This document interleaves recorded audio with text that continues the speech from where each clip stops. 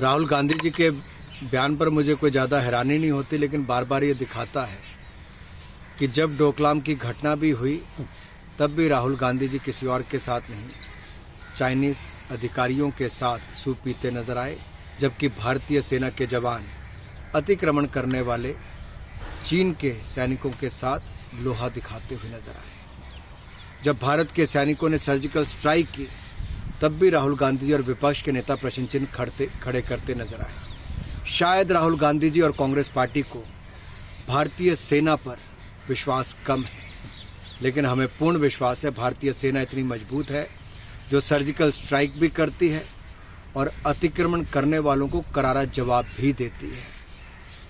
और ये वो लोग हैं जो तब भी चीन के अधिकारियों के साथ सूप पीते नजर आते थे और आज भी देश के अंदर बैठकर चीन का डर दिखाते हैं। मैं इतना ही कहना चाहता हूं, ये 1962 का भारत नहीं, ये 2022 का भारत है।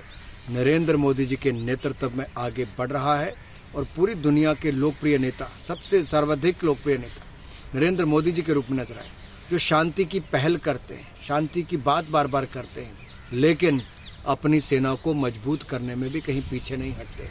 राहुल जी, यूपीए की सरकार तो 10 वर्षों में लड़ाकू विमान नहीं खरीद पाई, एक बुलेट प्रूफ जैकेट नहीं खरीद पाई सेना के लिए स्नो बूट्स नहीं खरीद पाई। आपने किया क्या सेना के लिए? मेरा सवाल तो राहुल गांधी और पूरी कांग्रेस पार्टी से है कि 10 साल आपकी सरकार हाथ पे हाथ धरकर बैठी रही। आपने सेना को मजबूत करने के बजाय उनको सामान भी नहीं दिया, उनको हथियार भी नहीं दिए, उनका लड़ाकू विमान भी नहीं दिए। ये तो मोदी जी की सरकार है। राफेल विमान से लेकर यहां तक कि अब तो देश में ही make in India defence sector में हो रहा है। 300 से ज्यादा आइटम्स भारत में बन रही है डिफेंस की। आज भारत इंपोर्ट करने वाला नहीं, एक्सपोर्ट करने वाली स्थिति में आकर खड़ा हुआ है डिफेंस के क्षेत्र में। ये आत्मनिर्भर भारत, सशक्त भारत नरेंद्र मोदी जी की सोच है, जिसको आगे बढ़ा रहे हैं। और राहुल गांधी जी खुद भी डरना बंद कीजिए और बाकियों को डराना भी बंद कीजिए। सर, देश की सेना के मनोबल पर इसका क्या असर पड़ता है? हमारे जो सैनिक है बहुत बहादुर माने जाते हैं, अगर ऐसी बात की होंगी तो कैसे? देखिए, देश की सेना का मनोबल बहुत ऊंचा है।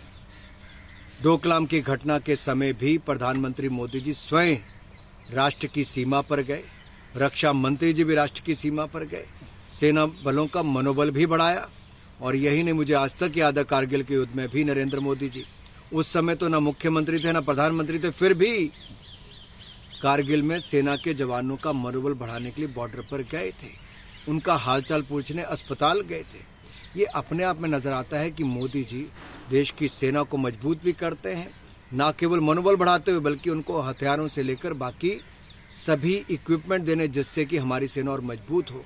और मैं कहना चाहता हूँ, जो कांग्रेस ने एक बुलेट प्रूफ जैकेट भी नहीं खरीदी, हमने 2 लाख से ज्यादा बुलेट प्रूफ जैकेट सेना के जवानों को दी, राफेल जैसे विमान दिए, लड़ाकू विमान हिंदुस्तान में बनाने शुरू किए, हेलीकॉप्टर से लेके टैंक, मिसाइल और हथियार अब हिंदुस्तान में बनते हैं।